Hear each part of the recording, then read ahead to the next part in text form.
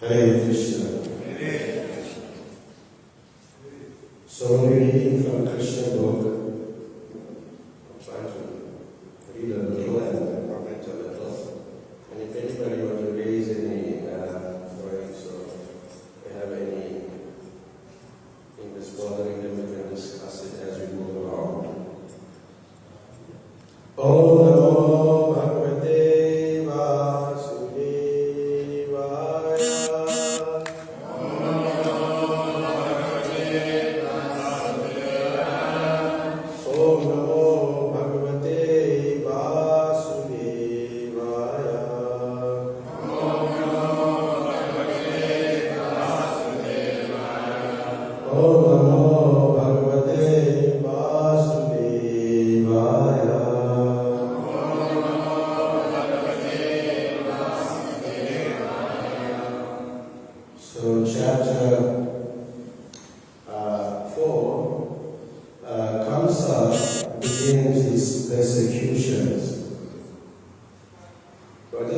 read a few paragraphs, and I also like to comment from the 10 canto of the Srimad Bhagavatam, where Prabhupada writes some purports, which are quite interesting.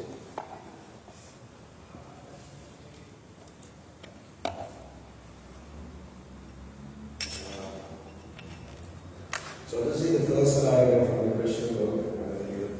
It's the same, more or less the same point. The verse itself encapsulated in a little more simple English for our understanding. So we'll read the first paragraph. After Vasudeva adjusted things as they had been before, he carried Krishna to Gokul. And all the doors and gates became suddenly closed. The gatekeepers awoke and heard the newborn child crying. Kamsa was waiting to hear the news of the child's birth, and the gatekeepers immediately approached him and informed him that the child was born. At that time, Kamsa got up from his bed very quickly and exclaimed, "Now the cruel death of my life is gone." Kamsa became perplexed, now that his death was approaching, and his hair scattered. Immediately he proceeded toward the place where the child was born. But in the 10th canto, in the verses, it starts off with this point where the doors were opened. The Maharaj Sukadeva Goswami is continuing from the previous chapter, and the previous chapter spoke about when Mother Yashoda understood that a child had been born to her, but because she was very tired from the labor of childbirth, she fell fast asleep. When she awoke, she could not remember whether she had given birth to a male or a female child.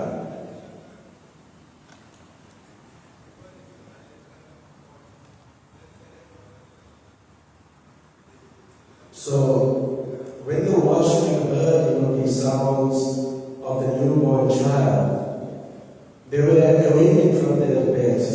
They got up.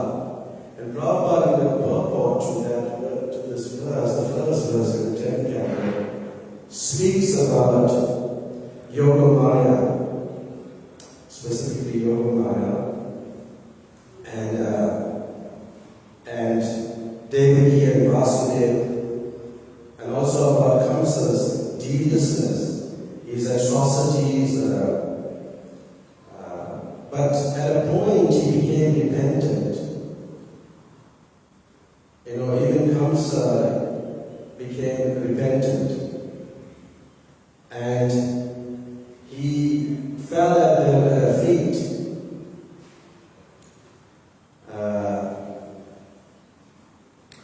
So the pastime, to understand Krishna's birth, it's transcendental. And if one understands it, then one can be liberated. But even for, sometimes when we read the 10th canto and we read the pastime of Lord Krishna, we're thinking of different Krishnas. So Krishna was born, and then he was born in Mathura, that picture we see there, in Vishnu form. And then he was transferred to Gokul. But when Vasudeva was taking Krishna from Mathura to Gokul, the doors opened. And then all the way Vasudeva went and exchanged the child. And here it is said that there was also a girl child that was born. And then Vasudeva returned, and he was shackled again because he was shackled. But however, the watchman could not understand this because this was under the Yoga Maya. Could not understand this. And when they were awakened when the child, which is Yoga Maya, was crying. And Vishwanath Thakur gives a nice commentary or points or purport to this crying. And he compares them, these night watchmen, to dogs. Because they act like, these watchmen act like dogs, because dogs are meant to protect. So these night watchmen are compared to dogs. And you find if one dog barks, then immediately others follow the barking. Is that not true? But nobody has appointed these dogs to act as watchmen. But they feel that they're responsible for protecting the neighborhood. And as soon as someone unknown enters, they all begin to bark. So we have also Yoga Maya and Maya.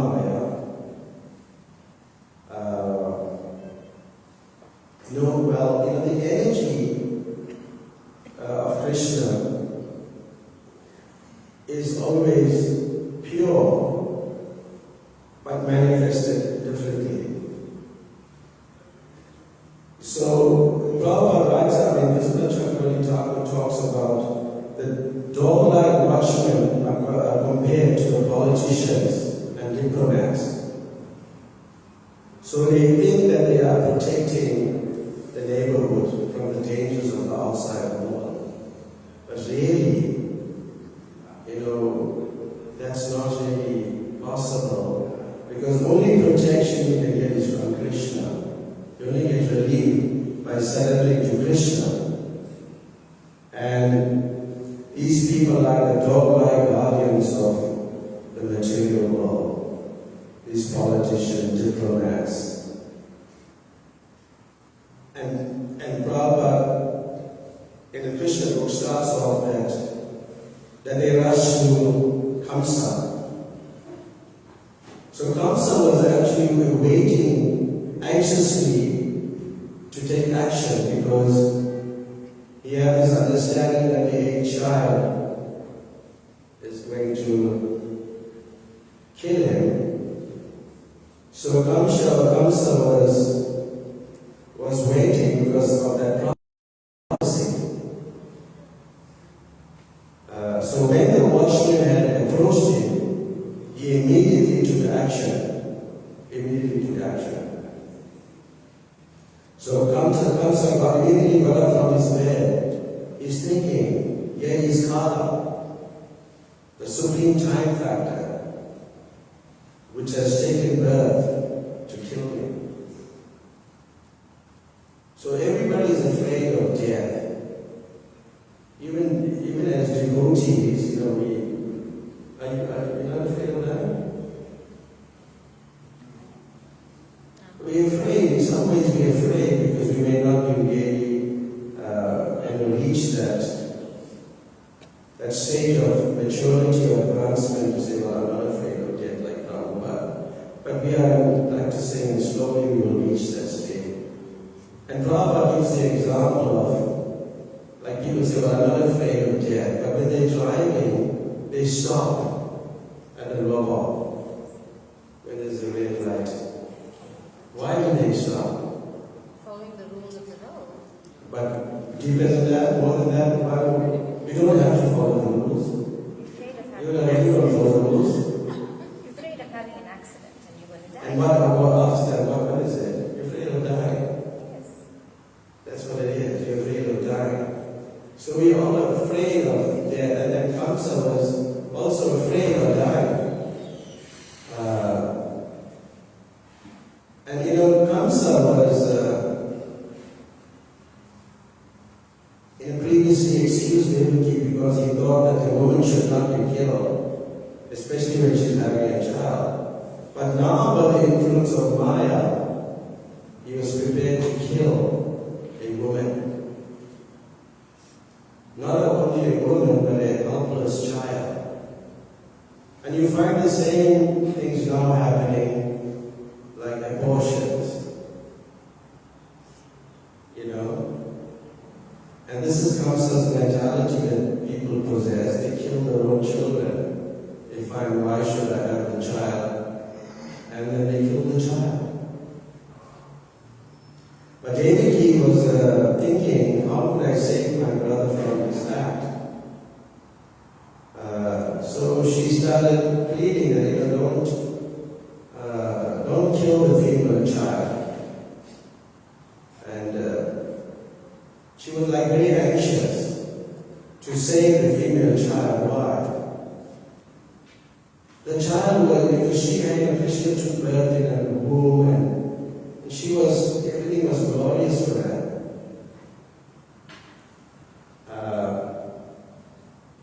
But she was anxious to save the daughter because it was the daughter of Maria Yashoda. The daughter of Maria Yashoda. And this was natural for her. If somebody who has motherly affection would not want to kill other people's children. But let me ask you the question. If it is your child or somebody else's child, who will you save first? Think about it. But here, when one becomes a devotee, when one becomes more advanced and mature, then he thinks he's broad-minded. So like this, David was like that. And she was saying, give the daughter to me as a gift. She was appealing in different ways.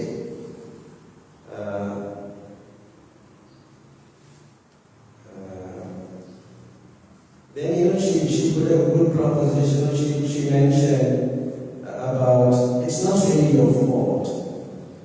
There's also diplomacy that you could utilize in the service of Krishna, but you must be very expert at utilizing it. As is mentioned in the Chaitanya Charitamrita, one can use diplomacy in devotional service, but one has to be intelligent how to apply it. Because whatever is happening, Devaki is saying, it's not your fault. It's ordained by destiny. So Devaki was a daughter of a Kshatriya, and she knew how to play the political game. In politics, there are different methods of achieving success. First repression, then compromise, and then asking for a gift. So, Devaki directly attacked him. That's repression, about his cruelty and atrociously killing the children. Then she said, he was not at fault, and then she begged the child as a gift. It's very interesting, because we learn from the Mahabharata, the history of India, that the wives and daughters of the ruling class, they knew about politics, but we don't find a woman in the post of the chief executive. That you don't find. But they knew all this arts, and because that's in accordance with Manu Samhita. And nowadays, even Indian leaders have insulted the Manu Samhita in different ways. But things have changed, and so like this, this whole scenario is just about killing. Sometimes very painful to listen to this. Especially when, in the latter verses, the latter part of the Krishna book, Prabhupada explains how the sadhus are killed. And there was even quite a negotiation between Devaki and Bhatta, between Devaki and Kamsa. but he was not willing to submit or leave the child. So he at one point piteously, like the way the verse says it, piteously embracing a daughter and crying, "Devaki, begged counsel for the child." But he was so cruel that he chastised her and forcibly snatched the child from her hands. So imagine if somebody is grabbing your child in your presence and kill your child. It's quite painful.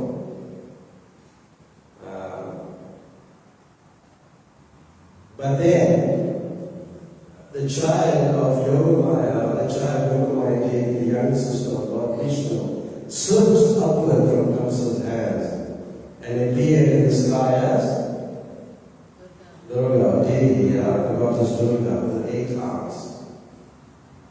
And Kamsa, as the Prabhupada explained, Kamsa tried to dash the child down against a piece of stone. But since she was Yogamaya, the younger sister of Lord Vishnu, she slipped upward and assumed the form of the goddess Durga.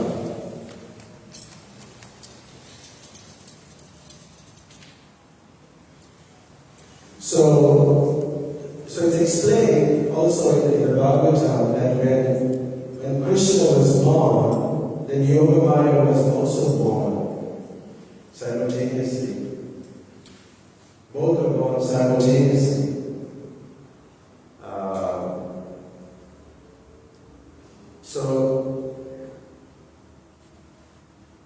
But the daughter was the younger child of Maria Yashoda. But they give all description of Durga, with the 8 hands, the club, the child, and the shield, the sword, the conch shell, and all these various weapons. Because sometimes, she has so much weapons, as Prabhupada says, so much weapons, and she can attack you with any weapon. But if all fails, the tiger will get you. The tiger will get you if all fails. But then there was where Yogamaya or Durga speaks, "Oh Kamsa, you fool, what will be the use of killing me?" Because Krishna has appeared somewhere else. Krishna has already appeared in Gokul. So therefore it's important to understand, the whole birth of Krishna. Krishna was born in his 2-armed form, Yogamaya, Devaki, and Lord Krishna, 4-armed form, born in Mathura. So yesterday I was at a talk with some people in India, and they're talking about worship of Vishnu. But this lady, she's from West Bengal, and she's attached to Lord Krishna in the 2-armed form. But that's the original form, right? The 2-armed form. And the 4-armed form, I said, do you like Krishna in the 2-armed form, or do you like him in the 4-armed form? She said, my childhood was already attached to Krishna in the 2-armed. But I got married, then I was became attached to the 4-armed form. Maybe the other 2 arms are not same. But anyway, the 4-armed, she got attached to the 4-armed form. And she follows the worship of Krishna. So it's quite interesting that yes, that we worship the 2-armed form of Krishna, which is the original form of Krishna. So there are many evidences given in the Bhagavatam, and this is one of the evidences that Krishna must have appeared there for her to be the younger sister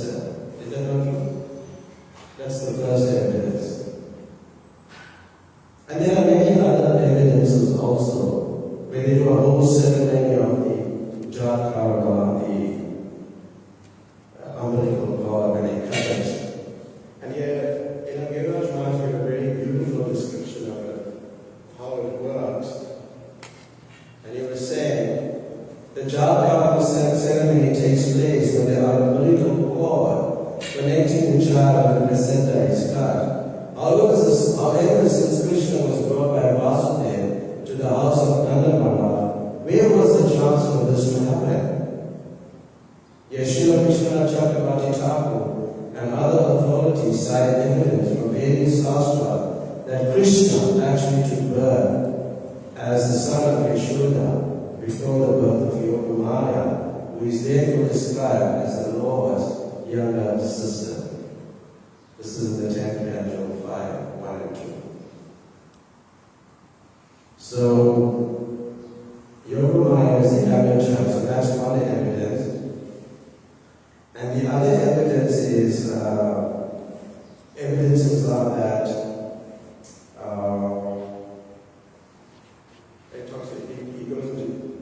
the best evidence is in the Gopi Gita. That's the best evidence. The beautiful song by the Gopis in separation from Krishna. So here, the way he writes it, we're not much going to paraphrase it. He says,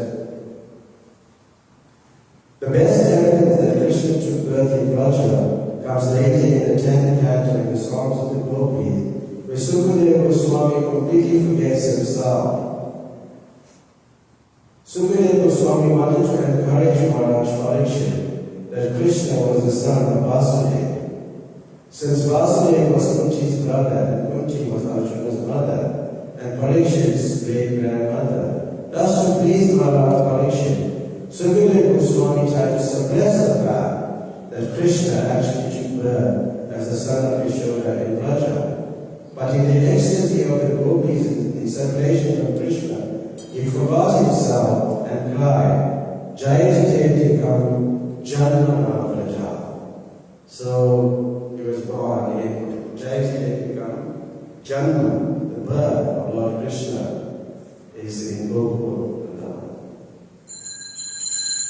And there's one more evidence which is given in the 10th canto, 14th chapter, where Brahma, in his prayers, he says, O son of the king of the Kauravas, your sensual beauty is dark blue, like a new cloud. Your garment is brilliant like lightning, and the beauty of your face and the arms like kunja earring, and the peacock feather on your head.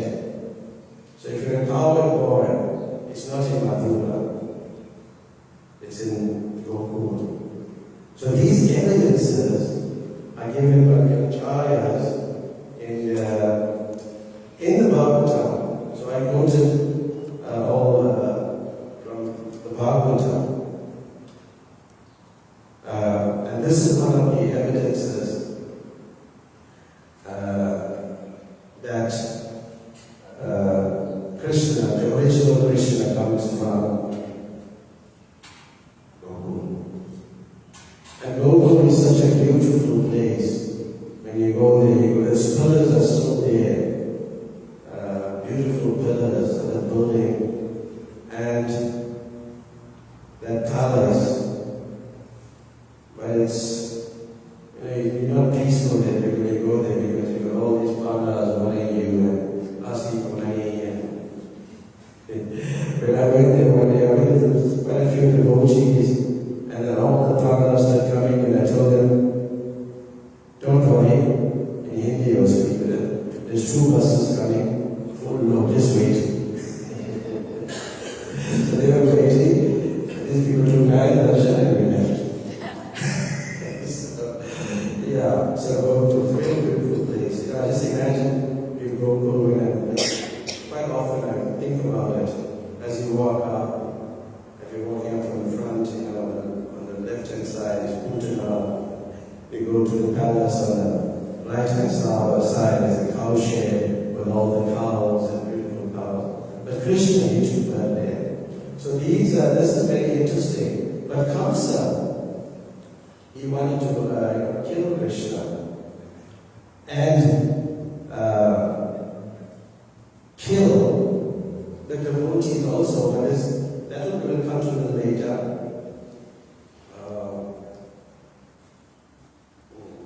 Yeah, but then we don't have much time. So let's speak about a little bit about Kamsa. And Kamsa is very philosophical also. You know, these demons, they know the philosophy, they know scripture, but they're demonic.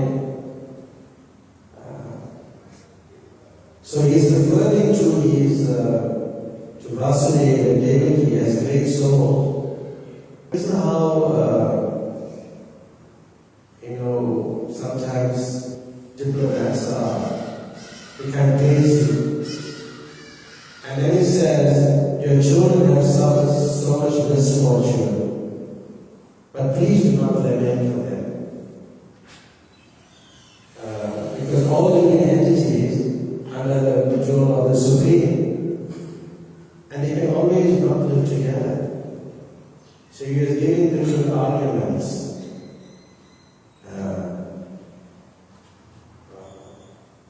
And the reason he was saying that they are great souls is because the goddess Durga took birth from them. So Kamsa is praising them, and Asuras are very attracted to the worship of Durga and Kali.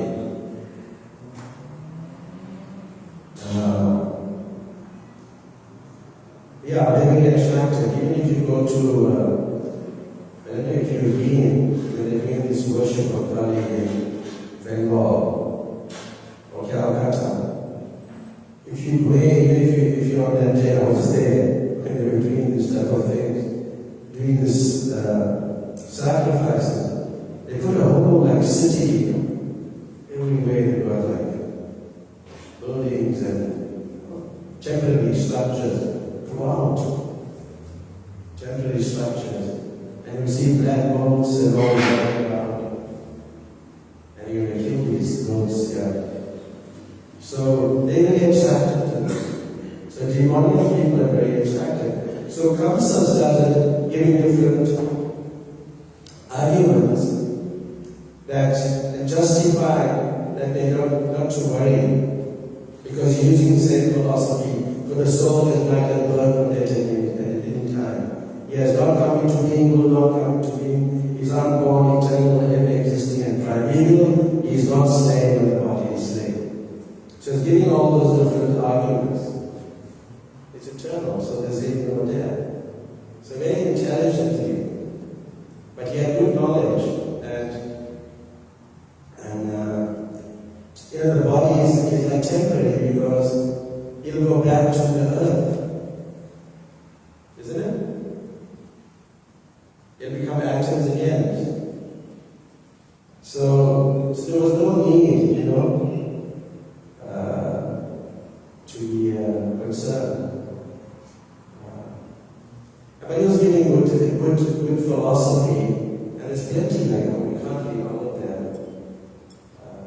Let's say put this way, my dear sister Devaki, all good fortune unto you.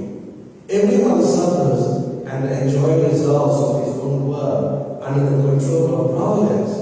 This is what Devaki was saying in the beginning to Kamsa. But now Kamsa is saying the same thing to her. It's by providence. Therefore your sons have been unfortunately killed by me. Please do not lament for them. So it's using the philosophy. So sometimes,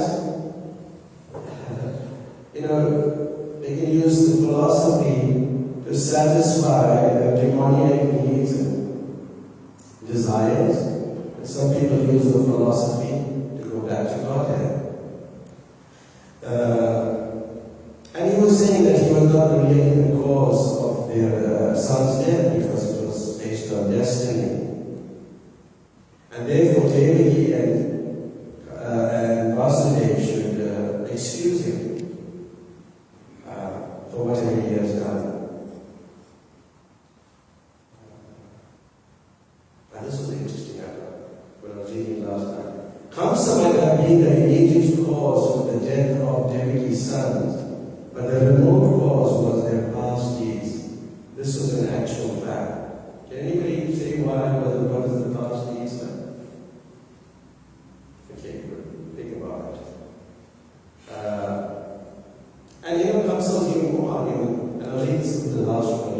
In the bodily conception of life, one remains in darkness without self-realization, thinking, I am being killed or I have killed my enemies. As long as a foolish person thus considers the self to be the killer of the killed, he continues to be responsible for material obligation, and consequently he suffers the reaction of happiness and distress. And comes to beg, my dear sister and brother-in-law, please be merciful to such poor-hearted persons as me. Since both of you are saintly persons, please excuse my atrocious activities. Having said this, Kamsa fell at the feet of Vasudeva and Devaki, his eyes full of tears of regret. Now he's a demon, a demoniac, but he had he felt remorseful. So there was a change of remorsefulness and meditation that he engages in the sinful act. So therefore, even it said, every cloud has a silver lining. Nobody has all bad qualities. Somebody has some good qualities also. So therefore, as devotees, we have to see the good qualities. And Kamsa was crying and genuinely meaning it. And then he immediately released them from the shackles. And then there was so much freedom, but his followers, the followers of Kamsa, they did not accept. So they started, these envious asuras, they started influencing Kamsa to act differently. So by association, you can see that at one point he was like giving in and being remorseful. But then somebody else would say, but why are you so weak? Oh, probably let him tell so and so like this and like that. And somebody comes and complains about a person, whatever. You say, no, go and tell that person this and that. So this is Kamsa's agents that attacks the devotee. This is Kamsa. Therefore, when we have behaved like that, this is Kamsa agents, and we must know that. And they're very expert. There's a lot of, you can read it when you have time. And they were talking about, just like, which is mentioned in the purport, that they want to kill, they want to kill Vishnu. Now Kamsa wanted to kill the Lord. Isn't it? But where is the Lord residing? In the hearts of the devotees, the hearts of everybody. So if they kill the Vaishnavas, if they kill the sadhus, then in that way they're killing the Lord. It's an interesting way how they came up with this conclusion that yes. And the demigods, you should, the time comes that you shouldn't be afraid of the demigods. Because Lord Vishnu, he hides in the hearts of the yogis, the sadhus. And Lord Shiva, he goes to the forest. And Brahma, he performed many austerities. So don't be afraid of them. Yeah, so that killing, we have a few minutes, and we can take some question. This killing of the devotees, of the sadhus, is a sinful act. Because, and I'll read one verse, 41st. The Brahmana and the cows, Vedic knowledge, austerity, truthfulness, control of the mind and senses, faith, mercy, tolerance, and sacrifice are the different parts of the body of Lord Krishna, and they are the paraphernalia for bodily civilization. So it's written in the next verse. The great saintly person says in Vaishnava, all also depend upon him to persecute the Vaishnavas. Therefore, is the only way to kill Vishnu. So the only way to kill Vishnu is when we persecute the Vaishnavas. And then we find this, even when you're preaching God consciousness, then one may be persecuted by the agents of Kamsa. And that also happens, as I said, in our own environments. How we can suppress others. We can suppress another devotee also by over-controlling him. Because you must remember that nobody, we shouldn't think that everybody is our disciple. That's not a good way of thinking, isn't it? And sometimes we only want those devotees to associate with us and yes, us. That's also, you can, this is like, Kamsa is attacking, his agents are attacking. So we try not to harm other devotees in their advancement in spiritual life. So, like this, there are many verses you can read in the 10th canto, but it's so brilliant. But there was one very important point here. It talks about the six Garbhas. The 6 sons, they gave up the association of Hiranyakashipu, who was their grandfather, and they underwent great austerities to satisfy Lord Brahma. So when asked by Lord Brahma to say what they wanted, the Garbhas replied, "My dear Lord Brahma, if you want to give us a benediction, give us a blessing that we will not be killed by any demigod, Maharoga, Yaksha, Gandharva, Siddha, Charana, like that, nor by great sages who are perfect in their performance of austerity." So Brahma understood that purpose and he fulfilled the desire. But when Hiranyakashipu became aware of this, then he got very upset. He was angry with his grandsons.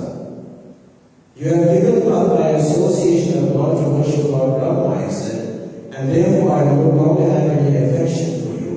You have tried to save yourself from the hands of the demigod, but I curse you in this way.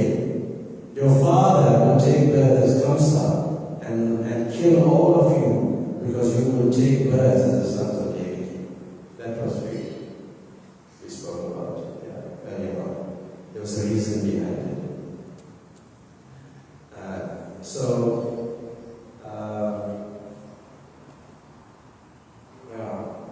we'll conclude with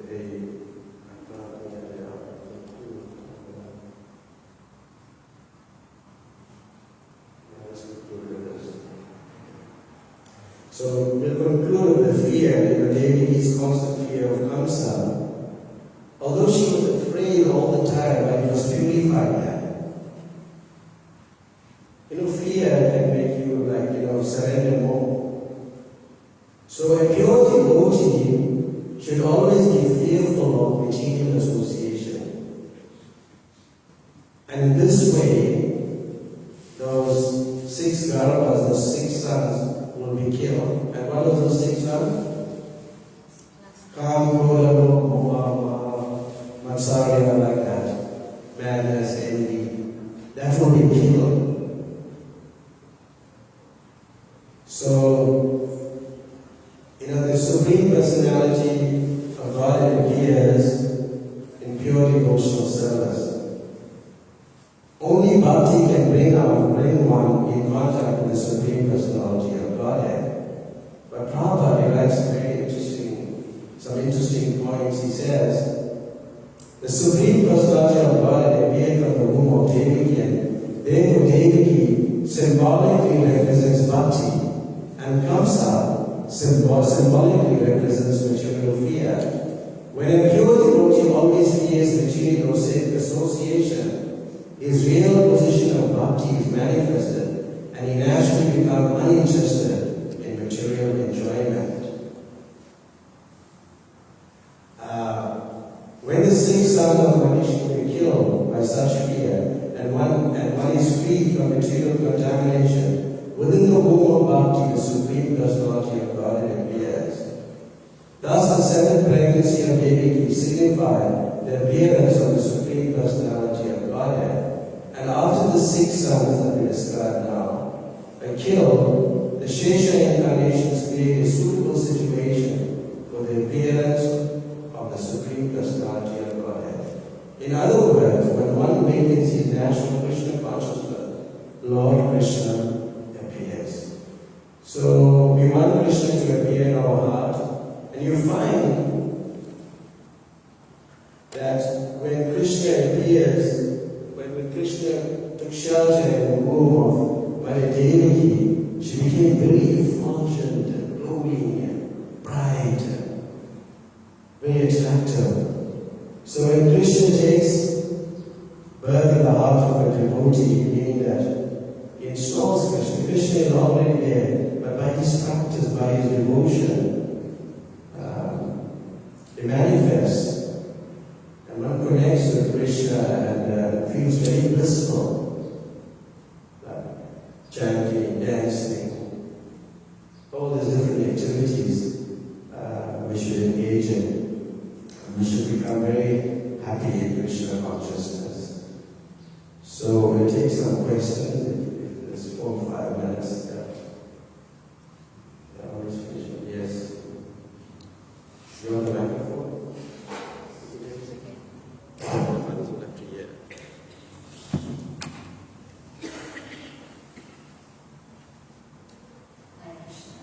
So one of the Janmashtami festivals that Chaitanya Swami was also commenting from the Acharya's commentaries, and he was saying that Krishna took birth in Mathura and in Gokul at the same time. Yes, simultaneously. So when Vasudeva carried Krishna over to Gokul, then Vasudeva Krishna merged with Shamsundara Krishna. So, yeah, so that's the understanding that I have. And yeah, you explained it very nicely. Thank you. Yeah. So Vasudeva Krishna merges the forearm, because Krishna is the original form. Krishna is the original form, but all the incarnations come from the 2-arm form. But when Krishna is fighting in the battlefield or when the 4-arm Vishnu is there, the Vishnu form. Yeah. So it's very interesting. Thank you for that. Yeah. They merge. But I didn't want to mention that we were not sure where it happened. Where did it happen in Mathura or where did it happen in Gokul? Because it's different. People mention it differently, so I was going to tell you about that. That's why I mentioned it. So, any other comments? Yes.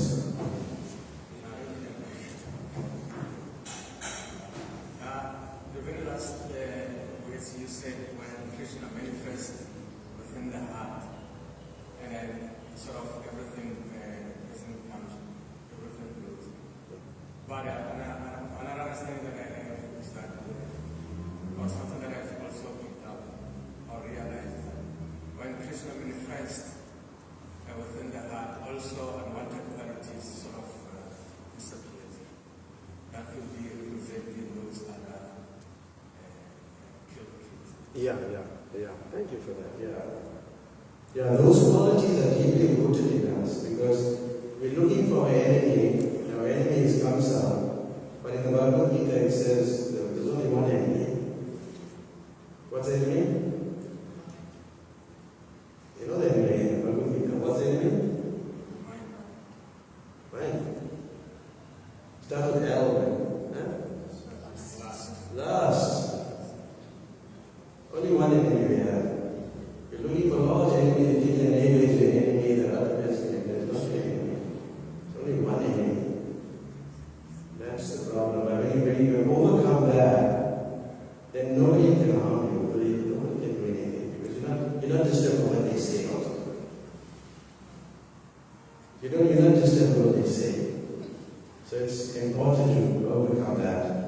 So therefore, the more celibacy you practice, you find that you're becoming freer. People say anything that you act. It's like dog, dog's barking when you're talking earlier on. Yeah. So it's like that. And we have to become more purer. Because for us to enter the spiritual world, we have to give up sexual gratification, right? Sex life, we have to give it up. Because it's not in the spiritual world. It's absent. Isn't it? Doctor? So you have to give it up. So slowly, therefore there's so much restriction. In all the ashrams, the 4 ashrams, only the Grihastha ashram is allowed. And that's what has so much of conditions.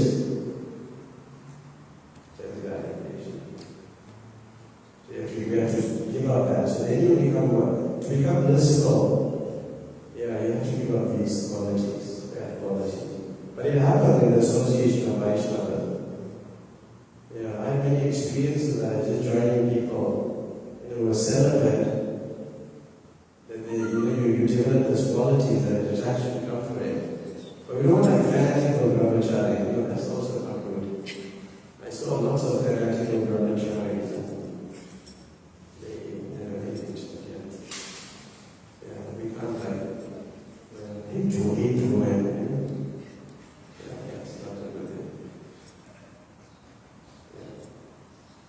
Any other comments? Anybody want to add? We can stop there otherwise.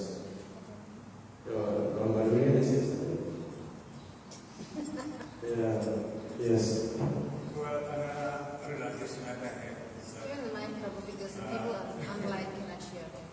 But is it okay if I use a mic? What are you asking? No, because sometimes it doesn't affect that. That's okay. well, another realization that I had is that as a devotee may not necessarily mean that he's Krishna conscious. Sometimes you can give birth to Krishna will be a source of your own reason. I mean, it does happen in a society of devotees whereby kids behave completely different from their own parents. Yeah, that's also there. See, having children, there's a whole, Garbhadan samskar you have to perform. Now, who's going to do all this? We are not doing all this Garbhadan samskar. Like there was one boy who was born with a woman who was very naughty. And she was behaving badly at one point, and one day he said, "You need a 50 around her." It means that the parents didn't share 50 rounds. So, it's not, they have to check so many rounds before conception takes place. And, I heard other things also that, anyway, I'm not talking here, but yeah, but, to do all that, it's very difficult for many people. So, Kamsas will be born. That's what happens. And even you find Prabhupada's children themselves, they have the same tendencies to want it all the property, everything of ISKCON. So that's also there. It's not that if you're a pure devotee, you won't get some bad children. In fact, that makes you so afraid you become more pure.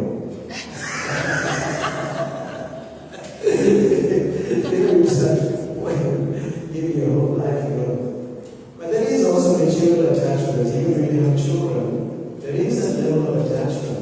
There's this line of material attachment. Very fine line. Therefore, Kuti prays, cut off that tie of that heart, that lot of affection, that material side, because they're devotees. But still there is that line. They have to be very careful. So the children can also cause the misery. And more and more, more people taking birth now by agents of Kamsa, and they will suppress religion. They suppress. Just like, they appoint people like Bhatta in government departments. That's where it all starts, where education starts, then have pujanas, and they will suppress the structures of the ages. That's how it works.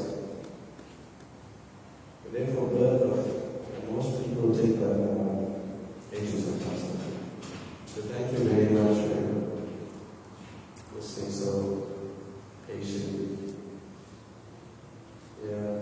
When I was thinking of that blowing, I was thinking, we were just talking of